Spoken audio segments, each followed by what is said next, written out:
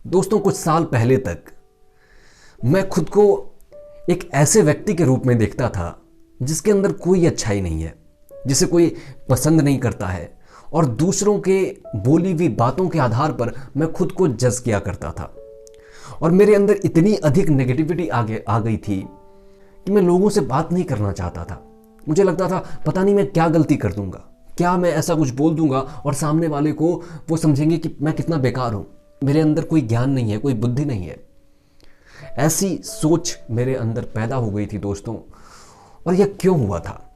यह हुआ था खुद को न स्वीकारने के कारण। मैं जैसा था वैसा खुद को मैं स्वीकार नहीं पा रहा था। नमस्कार दोस्तों, मैं हूं विवेकानंद विमल और आज हम इसी मुद्दे पर बात करेंगे कि स्वीकार भाव, एक्सेप्टेंस, पावर ऑफ एक्सेप्टेंस क्या है, क्यों हमें खुद को स्वीकारना चाहिए, क्यों हम जैसे हैं वैसे बहुत अच्छे हैं। इस बात को समझने की हमें आवश्यकता है। दोस्तों, आप में से भी बहुत सारे ऐसे लोग होंगे जो आज भी अपने आप को दूसरों की नज़रों से तौलते होंगे। दूसरे ने कह दिया कि आप ऐसे हो तो आपने मान लिया कि मैं ऐसा हूं। दूसरे ने कह दिया कि आप इस काम में बुरे हो तो आपने मान लिया कि यह बुरे हो। आपकी सारी की सारी जो अपने ऊपर जो थिंकिंग प्रोसेस है, अपने लिए जो थिंकिंग प्रोसेस है आपकी, वो टोटली दूसरों पे डिपेंड है।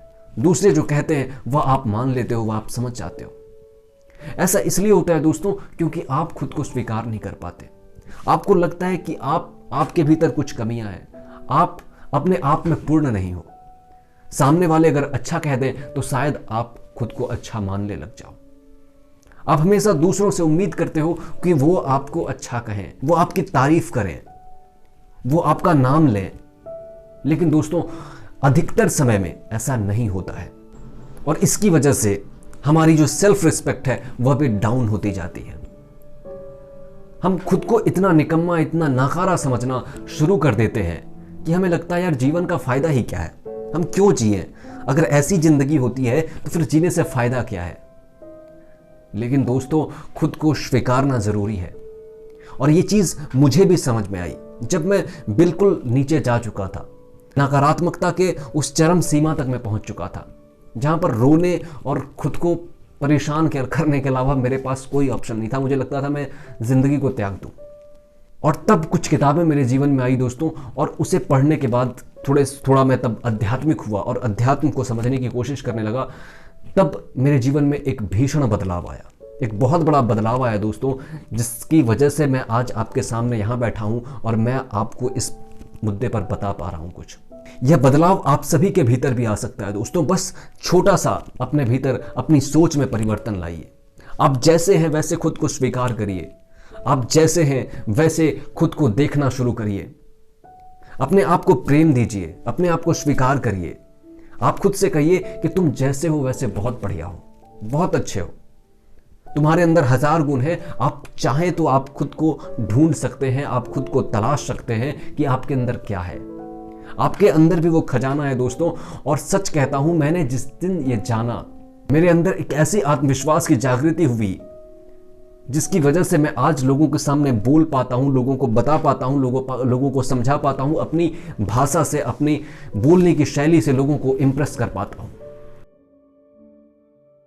वह दुख से गुजरना भी जरूरी है, उस नकारात्मकता से भी गुजरना भी जरूरी है। अगर आप उस नकारात्मकता, उस हीन भावना से नहीं गुजरोगे तो आप समझ नहीं पाओगे कि आत्मविश्वास क्या होता है, अपने ऊपर विश्वास करना क्या होता है। ये चीज आप तभी समझ सकते हो दोस्तों जब आप नेगेटिविटी से गुजरे हो, जब आप डिप्रेशन जैसी अवस्था से गुजरे हो।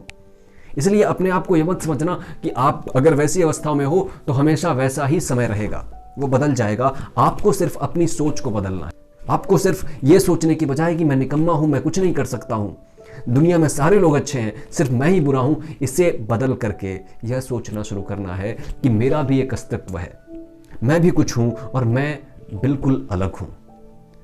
मैं जो कर सकता हूं वो शायद कोई नहीं कर सकता, और शायद सब जो कर सकते हैं वो करने के लिए मैं पैदा ही नहीं हुआ।